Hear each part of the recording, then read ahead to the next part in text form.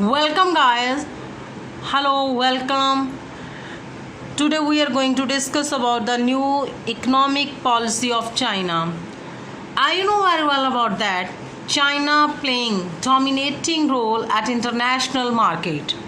China got independence in 1949 under the leadership of Mao Zedong. Mao Zedong adopt the socialistic model.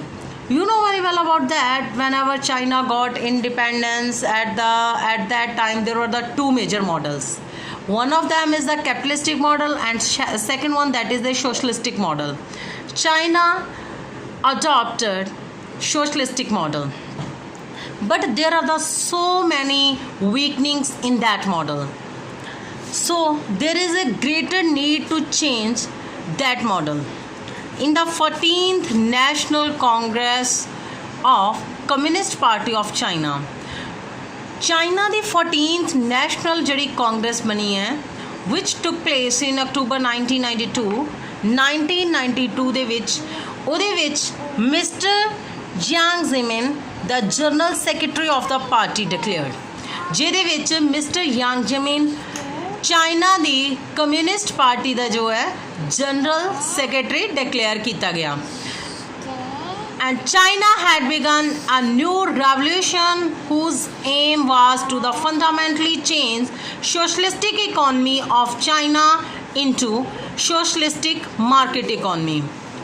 You know, the major characteristic of the socialistic economy, they empathize on the society welfare.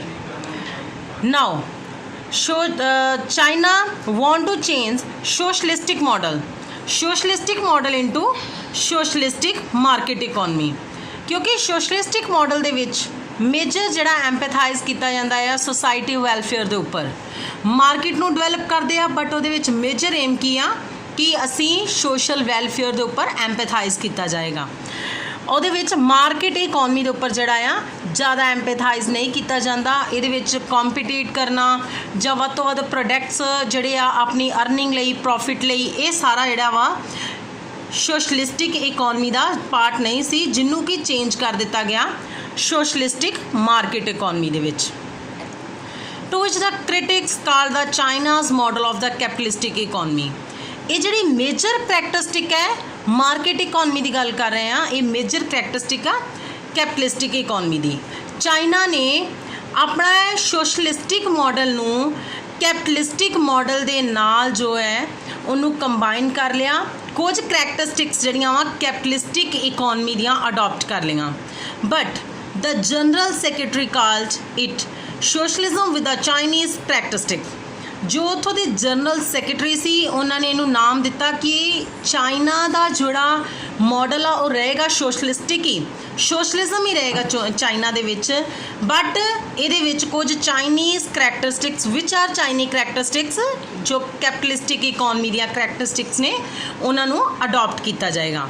But the change was not new, as the beginning was made by the Deng Xiaoping in the 1978 in the 11th National Congress of the Communist Party. Deng Xiaoping is also known as the architecture of the modern China. ਜੇ ਅਸੀਂ ਕਹਿੰਦੇ ਕਿ ਸਾਰੀਆਂ new changes ਜਿਹੜੀਆਂ ਵਾ ਜਿਨ੍ਹਾਂ ਨੂੰ ਕਿ ਯੰਗ ਜਿਮਿਨ ਨੇ ਜੋ ਅਡੋਪਟ ਕੀਤਾ, ਇਹ ਨਿਊਲੀ ਚੇਂਜਸ ਨਹੀਂ ਸੀ।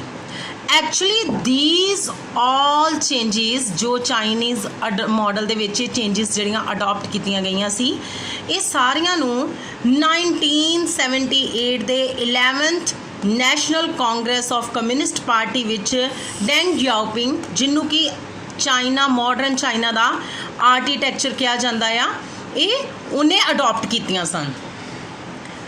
Next one,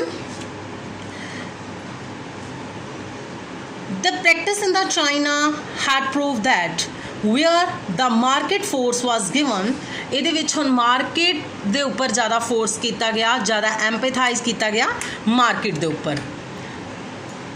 and the full play there the economy has done quite well and had the developed in the strong way। Market economy ਬਣਾਉਣ ਦੇ ਨਾਲ ਜਿਹੜੀ ਚਾਈਨਾ ਦੀ ਇਕਨੋਮੀ ਸੀ ਉਹ ਕਾਫੀ ਸਾਊਂਡ ਵੇ ਦੇ ਨਾਲ ਜਿਹੜੀ ਹੀ ਡਿਵੈਲਪ ਹੋਣ ਲੱਗੀ। And So the Chinese leaders thought of the accelerating the speed of the change. China ਦੇ ਜੋ ਲੀਡਰ ਸਨ ਉਹਨਾਂ ਨੂੰ ਇਹ ਰਿਅਲਾਈਜ਼ ਹੋ ਗਿਆ ਕਿ ਇਸ ਤਰੀਕੇ ਦੇ ਨਾਲ ਜਿਹੜੀ ਚਾਈਨਾ ਦੀ ਜਿਹੜੀ ਇਕਨੋਮੀ ਆ ਉਹ ਐਕਸਲਰੇਟ ਸਪੀਡ ਦੇ ਨਾਲ ਜਿਹੜੀ ਹੀ ਗਰੋ ਕਰਨ ਲੱਗ ਗਈ ਸੀ। What are the main objectives of the new economic policy of China? China ਦੀ ਜਿਹੜੀ ਇਹ ਨਿਊ ਪਾਲਿਸੀ ਅਡਾਪਟ ਕੀਤੀ ਗਈ ਸੀ ਇਹਦੇ ਮੇਜਰ ਆਬਜੈਕਟਸ ਕੀ ਸੀ? To improve the economic performance. ਸਭ ਤੋਂ ਪਹਿਲੀ ਗੱਲ ਕਿ ਜੋ ਆਪਣੇ ਕੰਟਰੀ ਦੀ ਇਕਨੋਮਿਕ ਪਰਫਾਰਮੈਂਸ ਆ ਉਹਨੂੰ ਇੰਪਰੂਵ ਕਰਨਾ।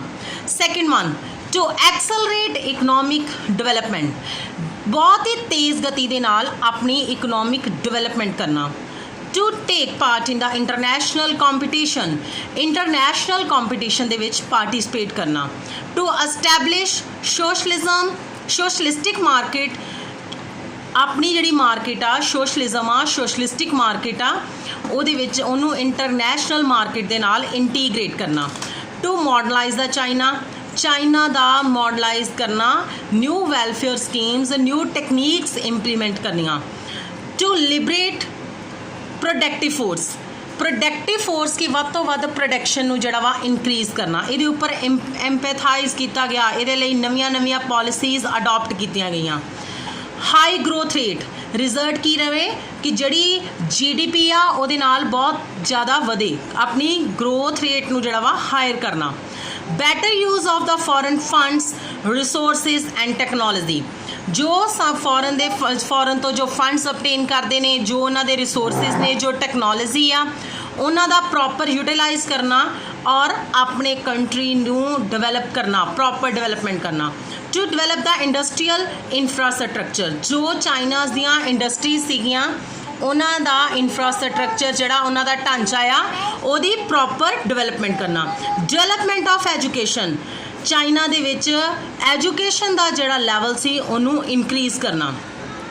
ਟੂ ਸਟਰੈਂਥ ਦਾ ਸੋਸ਼ਲਿਸਟਿਕ ਡੈਮੋਕ੍ਰੇਸੀ, ਜਿੱਥੇ ਸੋਸ਼ਲਿਜ਼ਮ ਲਿਆਉਣਾ ਇਹਨਾਂ ਦਾ ਮੇਨ ਟਾਰਗੇਟ ਸੀ ਕਿਉਂਕਿ ਇੱਥੇ ਕਮਿਊਨਿਸਟ ਪਾਰਟੀ ਸੀ, ਉਹਦੇ ਨਾਲ ਦੀ ਨਾਲ ਡੈਮੋਕ੍ਰੇਸੀ ਨੂੰ ਵੀ ਇੰਸਟਾਲ ਕੀਤਾ ਗਿਆ, ਪੀਪਲਸ ਨੂੰ ਇਨਵੋਲਵ ਕੀਤਾ ਗਿਆ। To strengthening the defence of country, ਆਪਣੇ ਕੰਟਰੀ ਦੀ ਜਿਹੜੀ ਆ ਡਿਫੈਂਸ ਨੂੰ ਜਿਹੜਾ ਵਾ ਇਨਕਰੀਜ਼ ਕਰਨਾ, ਸੁਰੱਖਿਆ ਨੂੰ ਵਧਾਉਣਾ। Full utilisation of the domestic resources, ਜੋ ਆਪਣੇ ਕੰਟਰੀ ਲੈਵਲ 'ਤੇ ਜਿੰਨੇ ਵੀ ਰਿਸੋਰਸਿਸ ਆ ਉਹਨਾਂ ਨੂੰ ਪ੍ਰੋਪਰ ਯੂਟੀਲਾਈਜ਼ ਕਰਨਾ। ਮੇਕਿੰਗ ਆਫ ਵੈਲਫੇਅਰ ਪਲਾਨਸ, ਕਿਉਂਕਿ ਸੋਸ਼ਲਿਸਟਿਕ ਇਕਨੋਮੀ ਸੀ ਇਸ ਕਰਕੇ ਮੇਜਰ ਜਿਹੜਾ ਰੋਲ ਸੀ ਸੋਸ਼ਲਿਜ਼ਮ ਸੀ, ਇਹਨਾਂ ਦਾ ਵੱਧ ਤੋਂ ਵੱਧ ਐਮਪੈਥਾਈਜ਼ ਕਰਨਾ ਚਾਹੁੰਦੇ ਸੀਗੇ ਵੈਲਫੇਅਰ ਪਲਾਨਸ ਦੇ ਉੱਪਰ। ਪ੍ਰਾਈਵੇਟਾਈਜੇਸ਼ਨ ਆਫ ਐਗਰੀਕਲਚਰ ਨੂੰ ਜਿਹੜਾ ਵਾ ਪ੍ਰਾਈਵੇਟ ਸੈਕਟਰ ਦੇ ਹੱਥ ਵਿੱਚ ਦੇ ਦਿੱਤਾ ਗਿਆ ਕਿਉਂਕਿ ਇਸ ਤੋਂ ਪਹਿਲਾਂ ਸੋਸ਼ਲਿਸਟਿਕ ਮਾਡਲ ਸੀ, ਜੋ ਪ੍ਰਾਈਵੇਟਾਈਜੇਸ਼ਨ ਸੀ ਉਹ ਖਤਮ ਕਰ ਦਿੱਤਾ ਗਿਆ ਸੀ, ਹੁਣ ਐਗਰੀਕਲਚਰ ਦਾ ਜਿਹੜਾ ਵਾ ਪ੍ਰਾਈਵੇਟਾਈਜੇਸ਼ਨ ਕਰ ਦਿੱਤਾ ਗਿਆ। Next one, prizer of the foreign exchange, ਵੱਧ ਤੋਂ ਵੱਧ ਫੋਰਨ ਕੰਟਰੀਜ਼ ਦੇ ਨਾਲ ਫੋਰਨ ਡਾਇਰੈਕਟ ਇਨਵੈਸਟਮੈਂਟ ਨੂੰ ਵਧਾਉਣਾ, ਆਪਣੇ ਕੰਟਰੀਜ਼ ਦੇ ਵਿੱਚ ਫੋਰਨ ਦਾ ਜਿਹੜਾ ਟ੍ਰੇਡ ਆ ਉਹਨੂੰ ਐਕਸਪੈਂਡ ਕਰਨਾ, ਇਹ ਸਾਰੇ ਏਮ ਆਬਜੈਕਟਿਵ ਸੀਗੇ ਚਾਈਨਾ ਦੀ ਜਿਹੜੀ ਆ ਨਿਊ ਪਾਲਿਸੀ ਆਫ ਚਾਈਨਾ।